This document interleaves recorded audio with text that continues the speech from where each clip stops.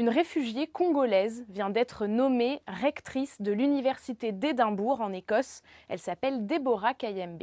Ça, c'était un grand choc pour moi. Je n'en revenais pas. Et je me souviens que pendant 2 mois, je n'ai rien dit à personne. C'était difficile pour les gens de comprendre le fait que j'ai emmené une pétition antiraciste au Parlement. Et maintenant, je veux prétendre d'être recteur d'une université qui n'a jamais eu une personne correcte.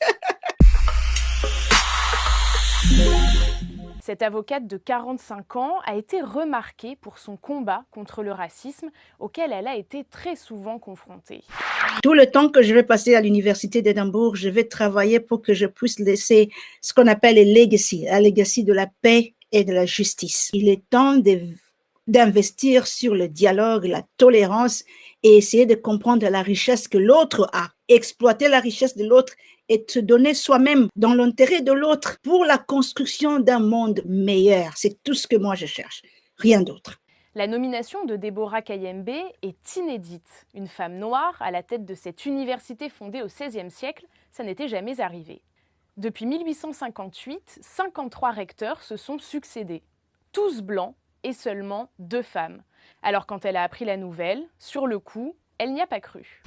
Je leur ai dit à notre première réunion, pourquoi moi? Pourquoi est-ce que vous me choisissez moi? Pourquoi? Et ils disent, le travail que tu fais dans le mouvement antiraciste est respectable et nous voulons que tu viennes avec ça à l'université d'Édimbourg. Donc, clarifions ceci. Je suis choisie, élue par les étudiants et les travailleurs de l'université. L'institution est là, donc ça sera un contrepoids entre l'institution et moi qui représente les étudiants. Si Deborah Kayembe était loin de s'imaginer qu'elle se retrouverait à la tête de cette université, c'est parce qu'elle revient de loin.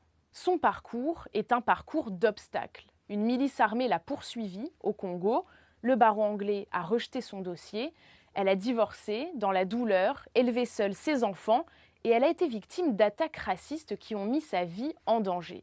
Bref, Deborah Kayembe est une battante qui a travaillé très dur pour en arriver là. Deborah Kayembe, née en 1975 à Kinshasa, en République démocratique du Congo, dans une famille plutôt aisée, avec un père professeur de mathématiques et une mère femme de ménage qui devient par la suite interprète. Son père veut que Deborah devienne médecin, mais son truc à elle, c'est le droit, la justice.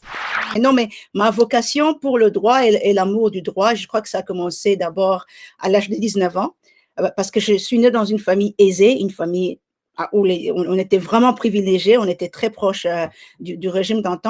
Alors, à 19 ans, je m'aventure dans le bidonville de Kinshasa. Et c'est là que je vois la souffrance du peuple, comment les peuples sont en train de souffrir. Et j'ai voulu, c'était surtout choisir le droit, c'était surtout le besoin de servir les autres et, et donner une bonne justice, parce que je voyais beaucoup d'injustice tout autour de moi à cet âge-là déjà. Deborah fait des études de droit, en droit international, et rejoint le barreau de Matadi dans l'ouest du pays. Elle veut défendre les droits humains et rejoint le Bureau des affaires humanitaires des Nations Unies. Elle mène plusieurs investigations, notamment dans la province